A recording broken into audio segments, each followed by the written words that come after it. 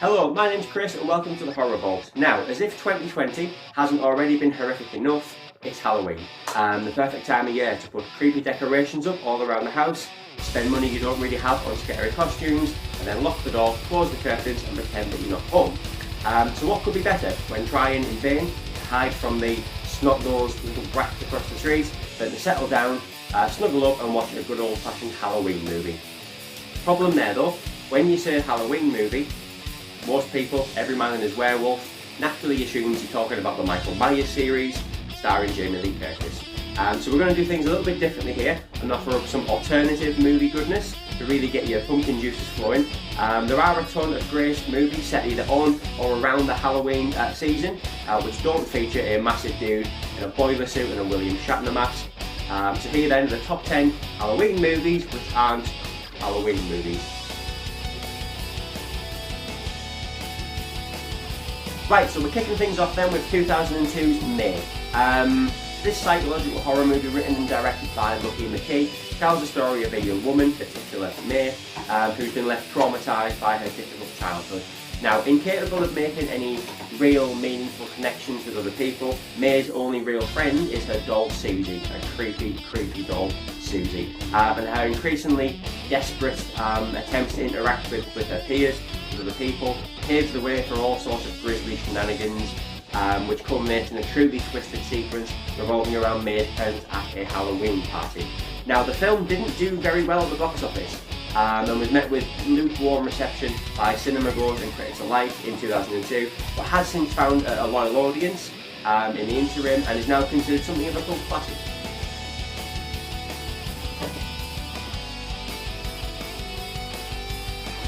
Right, now it should come as no great surprise that this 2016 movie, directed by the inimitable Rob Zombie, is weird in the extreme. Now, set during Halloween 1976, 31 tells the story of a group of carnival folk who are kidnapped by a gang of malicious clowns and forced into a life or death game of survival, basically, in a maze of kill rooms, lest they be tortured and ultimately murdered by this John Wayne Gacy fan club. Now, with typical Rob Zombie-esque blood, gore, screaming and you know, running around aplenty, the movie was actually slated upon its release and currently sits at around 47% on a certain tomato-based review site. But it does have its own loyal fan base, and to be fair, it's definitely a good one to bust out at the end of October.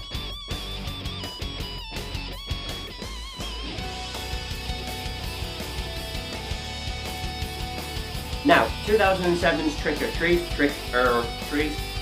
directed by Michael Dougherty, is not simply a straightforward three-act movie, but actually a collection of 4 short stories which intertwine throughout the course of the film, which each feature one common element: a creepy as all hell child in an orange romper suit with a burlap sack over his head.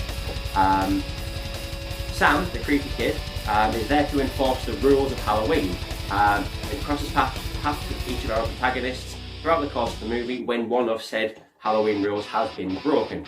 Now, no movie on this list arguably encapsulates the spirit, no pun intended, of Halloween better than this anthology film, with all of the iconography and tenets of this, you know, the most unholy of seasons in evidence here. Now, Trick or Treat actually boasts quite an impressive cast as well, with the likes of Anna Paquin and Brian Cox of X-Men fame being the most recognisable participants in this thoroughly entertaining Halloween movie. And that child, he's raw. Give it a watch.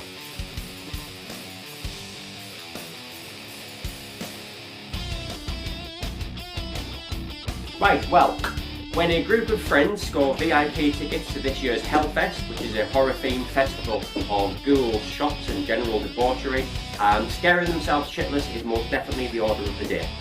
They had not, however, banked on being stalked, tormented and ultimately murdered by a nutter in a hoodie and a creepy mask who's taken a bit of a liking to our pretty protagonist, Natalie. So wandering the themed areas, haunted houses of the park, there are jump scares to be had for the characters themselves in the movie and us as the audience. And the descent from a fun night out into a literal fight for survival is actually satisfying and entertaining. Now, this 2018 movie, directed by Gregory Plotkin, is a Halloween must, to be fair, and it even features a cool little cameo from Candyman himself, Tony Todd. Definitely check it out.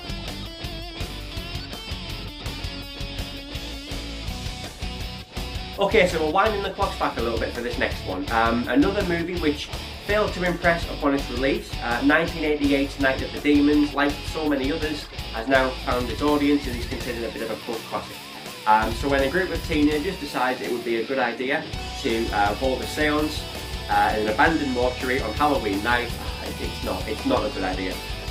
They unwittingly released a demon who had hitherto been locked inside the crematorium. So over the moon at its newfound freedom, the demon proceeds to possess and ultimately kill the group one by one for its own amusement. I mean, it is Halloween after all, what else are you going to do? So the movie divided audiences at the time, like we said, and has since been followed by 2 sequels and a remake, but the original Night of the Demons is still definitely worth a watch this time of year. Happy Halloween, dear.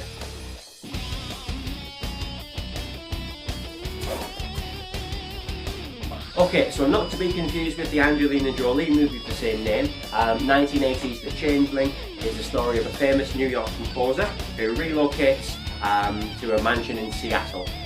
Once there, he begins to suspect that the place is actually haunted and all manner of ghostly goings-on ensue. An interesting anecdote actually, the screenplay is based on events that writer Russell Hunter claims to have actually experienced while living at the Henry Treat Rogers mansion in Denver, Colorado. So you could kind of say it's based on a true story if you believe in that sort of thing. The movie itself is a sombre affair, to be honest, with periods of dread and suspense complemented by some terrifying moments centred around the experiences of the main character, John Russell. The film was generally quite well reviewed, quite well received, and it's definitely worth a watch if you're in the mood this Halloween for a good old haunted house story.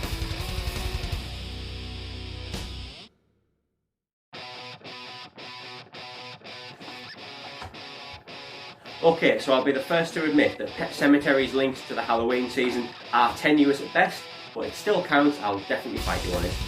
It is a famous tale, everyone knows the story of Pet Sematary.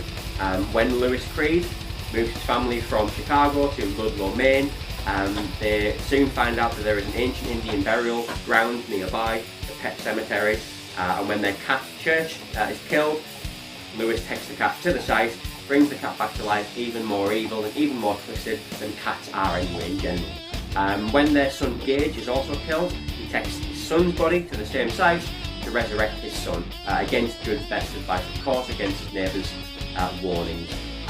It is a famous tale, like I said, everyone knows Pet Sematary. It's as famous for its scares as it is, you know, as an exploration of trauma and grief, basically. And it's definitely worth a watch. Sometimes dead is better.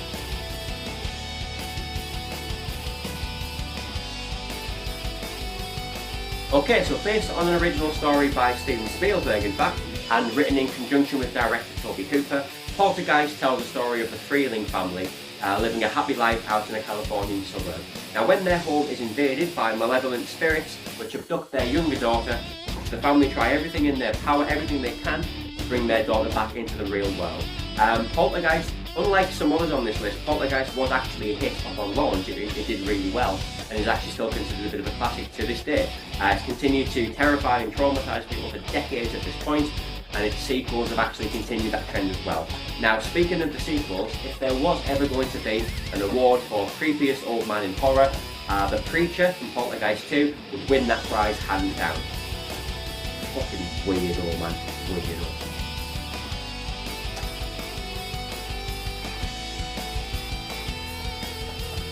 Right, okay, so featuring the brother and sister team of Jake and Maggie Gyllenhaal, Donnie Darko is one weird ass little movie, let's be honest.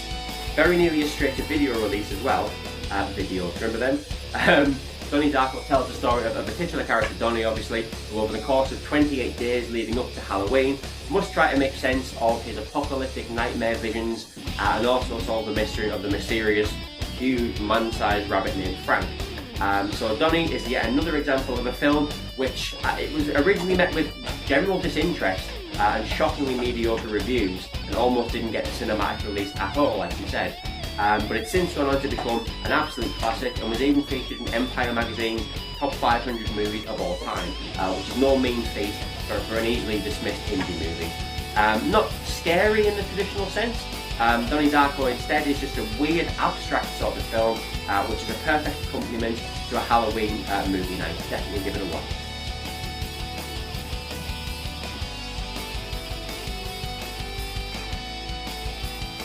Right, so here we are, number 1. Now, generally considered one of, if not the, scariest film of all time, The Exorcist was adapted from William Peter Blatty's novel of the same name and directed by William Friedkin.